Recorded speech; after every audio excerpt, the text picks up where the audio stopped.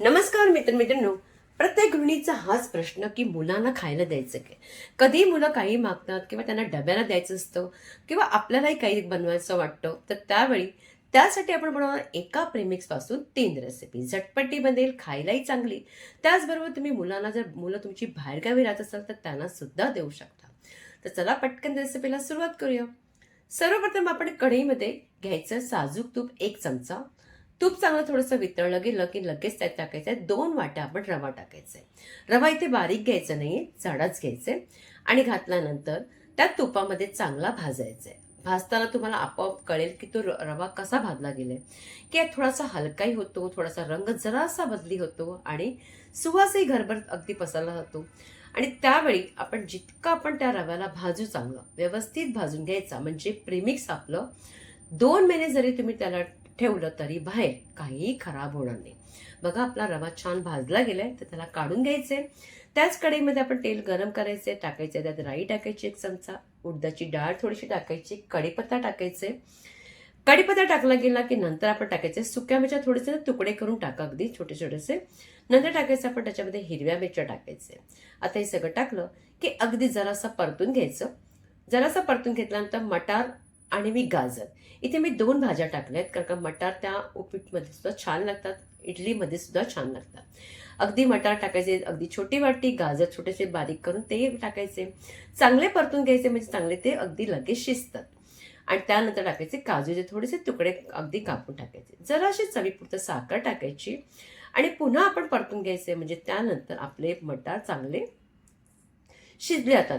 मटार जेव्हा आपले शिजले गेले, म्हणजे तेव्हा आपण टाकणार आहोत रवा. रवाही चांगला अगदी 1-2 मिनिटं, फक्त 1-2 मिनिटच भाजायचे, का रवा अगदी चांगला भाजलेलाच आहे.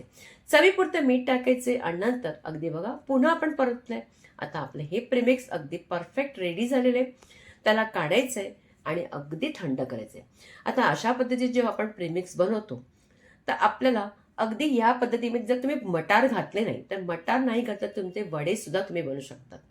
तर इथे मी भाज्या घातल्या, त्यामुळे आपण आपण वडे बनवू शकत नाही. तर आपण इथे काय बनवणार, इडली, उपीट आणि आप्पे.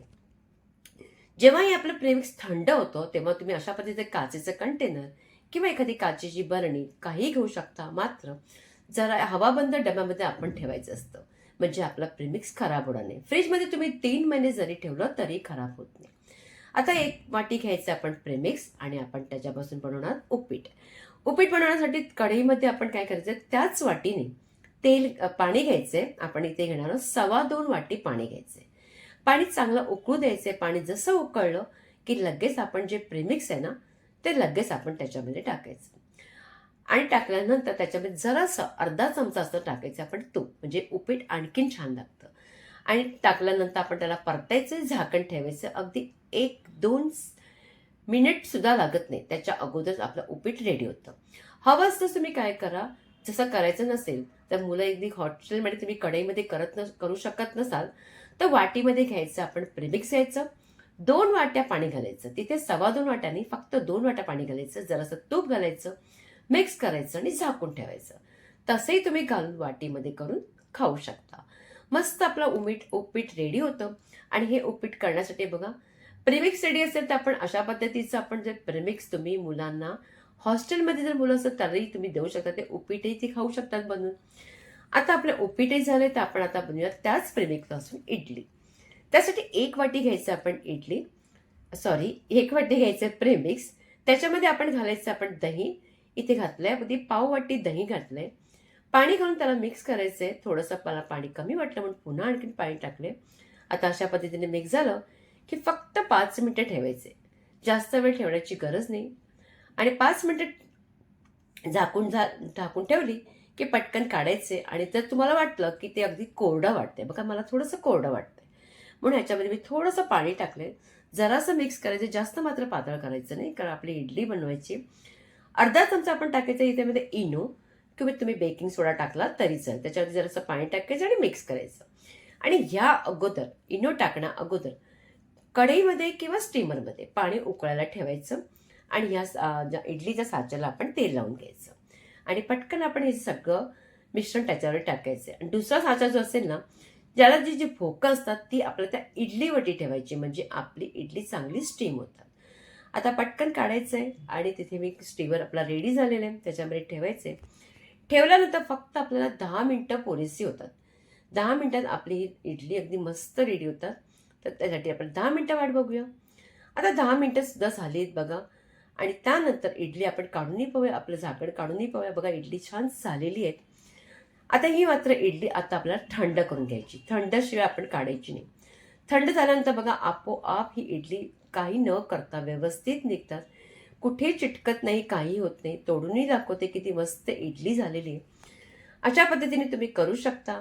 आता आपण करणार आहोत आप्पे. आप्पेसाठी काय करायचे, पुन्हा आपण हे प्रेमिक्स घ्यायचे 1 वाटी. त्याच्यामध्ये आता मात्र इथे आपण कमी प्रमाणात घेतलंय म्हणून मी इथे टाकले 2च चमचे टाकायचे दही आणि नंतर पुन्हा पाणी टाकून त्याच पद्धतीने ज्या पद्धतीने आपण इडलीचं केलं, तुम्ही हवं असल्यास इडलीचं जेव्हा आपण मिक्स केलं होतं त्याच वेळी तुम्ही जास्त प्रमाणात घेऊन दोन्ही आपण जिन्नस बनवू शकतो. जसं इडली आणि आप्पे. तुम्हाला असं वेगवेगळं करण्याची काही गरज नाही. मी तुम्हाला फक्त वेगळं दाखवते. आता याच्यामध्ये थोडंसं पाणी घालून याला आपण थोडंसं झाकून ठेवूया. आता हे झाकल्यानंतर अगदी 5 मिनिटं झालेली आहेत आणि नंतर पटकन आपण पाहायचं आहे की पातळ आहे का, हे बरोबर आहे मिश्रण, याच्यामध्ये पाण्याची गरज नाही. आता इथे पाव चमचा टाकले मी इथे इनो, कारण का हे मिश्रण थोडंसं मी कमी प्रमाणात घेते म्हणून पाव चमचा. तर तुम्ही 1 वाटी जर घेतलं प्रीमिक्स तर तुम्ही अर्धा चमचा टाकायचे. ज्या पद्धतीने आपण इडलीचं केले अगदी तसंच करायचंय. आप्या पात्रामध्ये तेल चांगलं गरम करायला ठेवलं होतं. आता पटकन आपण त्याच्यामध्ये मिश्रण टाकायचे आणि अगदी 2 मिनिटं थांबायचे, झाकून ठेवायचे. म्हणजे आपण त्याला झाकल्यानंतर 2 मिनिटं थांबायचे. 2 मिनिटांनंतर आपोआप त्याच्या बाजूच्या कडा सुटू लागतात आणि अशा पद्धतीने आपण त्याला उलट करून घ्यायचे. उलट केल्यानंतर पुन्हा आपण 1-2 मिनिटं थांबायचं, कारण आपोआप ते अगदी चांगलं अगदी आतमध्ये भाजलं जातं, चांगलं होतं. बघा छान असे आपले आप्पे रेडी झालेत. तुम्ही आप्पे करू शकता.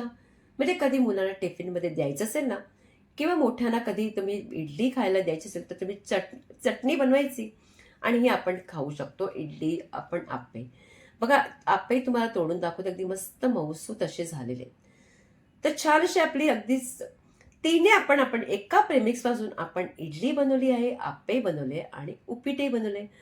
मस्त झालेले आहेत. आणि म्हणून ही रेसिपी तुम्हाला कशी वाटली, आवडली का? आवडली असेल तर नक्की प्रेमिक्स करा आणि सगळ्यांकडे शेअर करायचे, प्रत्येकाकडे शेअर करायचे. जास्तीत जास्त जितकं शेअर कराल तितकी माझी रेसिपी पुढे पोहोचेल, तुमचा मला सपोर्टही मिळेल. तर पुन्हा भेटायचे आपण एका छानशा रेसिपी बरोबर.